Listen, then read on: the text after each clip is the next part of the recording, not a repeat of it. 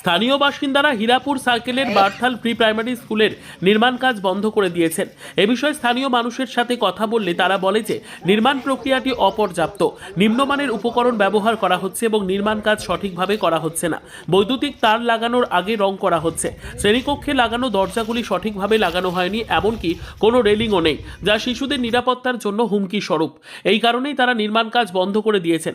স্কুলের অধ্যক্ষ সব্যসাচী মুখার্জির সাথে কথা বললে তিনি বলেন যে নির্মাণ কাজ সঠিকভাবে করা হচ্ছে কিনা তা তিনি জানেন না। তবে যখন স্থানীয় বাসিন্দারা অভিযোগ করছেন তখন স্কুলের অধ্যক্ষ হিসেবে তাদের অনুভূতির প্রতি শ্রদ্ধা জানানো তার কর্তব্য। তিনি আরও বলেন যে প্রকৌশলী একদিনও স্কুলে যাননি, যার কারণে ঠিকাদার ইচ্ছেমতো উন্নতি করছেন, যার ফলে জনসাধারণের অসুবিধে হচ্ছে। তিনি আরও বলেন যে তিনি এখনও তার ঊর্ধ্বতনদের সাথে বিষয়টি নিয়ে কথা বলেননি, কর্মকর্তাদের অবহিত করা হয়নি। তবে যদি নির্মাণ কাজ এভাবে চলতে থাকে তবে তাদের ঊর্ধ্বতন কর্মকর্তাদের জানাতে হবে।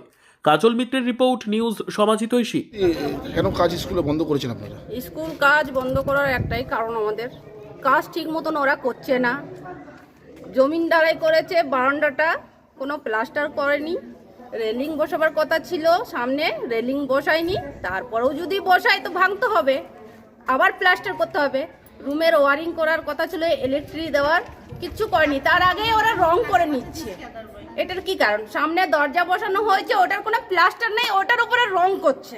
এটাকে আমাদের সরকারি স্কুল বলে কোনো মান নেই? আমরা আদিবাসী বলে আমাদের কোনো মান সম্মান নেই?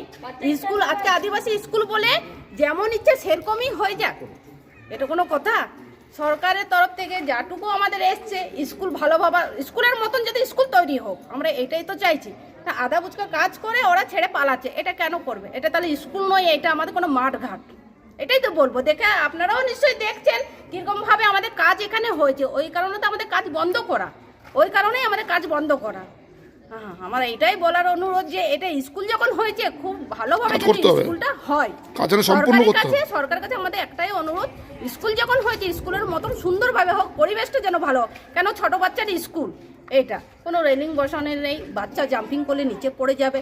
মাঠের কোনো ইটার ভর্তি মাঠ, একবারই মানে জঘন্য। দেখলে আপনারা তো নিশ্চয়ই বলবেন যে এটা স্কুল নয়, এটা কোনো ঘরের মানে দেওয়াল, ঘরের জমিনও যদি থাকে তাহলে ঘরের জমিনটা আমরা প্লাস্টার করে রাখি। এটা এটা স্কুল সরকারি, কেন প্লাস্টার হয়ে থাকবে না? কেন ঢালাই থাকবে না? নাম বল। অনিতা ওরা স্কুলে কাজ গ্রামবাসীরা আটকেছে, বলছে কাজ করছে না, কন্ট্রাক্টর যে টাকার অর্ডার পেয়েছে সেই অনুযায়ী কাজ হয়নি, নিম্নমানের কাজ করছে। কি বলবেন আপনি? দেখুন, কাজটা নিম্নমানের কি মানের সেটা আমি বলতে পারবো না। সেটা একমাত্র বলতে পারবেন এফজেই, ফিল্ড জুনিয়র ইঞ্জিনিয়ার, যিনি একদিনও কাজে আসেননি, দেখেননি, উনি ওনার কাজ দেখেননি। উনি যদি আসতেন হয়তো কন্ট্রাক্টর হয়তো এত আজে বাজে ভাষা ব্যবহার করতো না, বা গ্রামবাসীর সাথে একটা আপোষ করে কাজটা শেষ হয়ে যেত। এবং গ্রামের লোকরা যে দাবি করছে তাতে আমি তার বিরুদ্ধে যেতে পারি না, কারণ তাদের মানে আমাকে তো নিত্যদিন ওই সমস্যাগুলো নিয়েই চলতে হবে। গ্রামবাসীরা যাতে সমস্যাটা না হয় সেই কথাই বলেছে। কাজ কেমন করছে? বলছে কাজ না করে রং করে দিচ্ছে। হ্যাঁ, কাজ প্লাস্টার করে, কাজ কমপ্লিট। আমরা দেখতে পাচ্ছি যে একটা ঘর হয়েছে যেটা যতক্ষণ না প্লাস্টার শুরু হয় ততক্ষণ পর্যন্ত রং হয় না, কিন্তু আমরা দেখলাম যে কাঁচা দেওয়ালের মধ্যে রং হচ্ছিল। এবং এইসব দেখেই গ্রামবাসীরা বিরোধিতা করে এবং কন্ট্রাক্টরকে বলে যে এই কাজগুলো কেন করছেন। সেই বাদানুবাদ থেকে আপনি উঁচু মহলে জানিয়েছেন?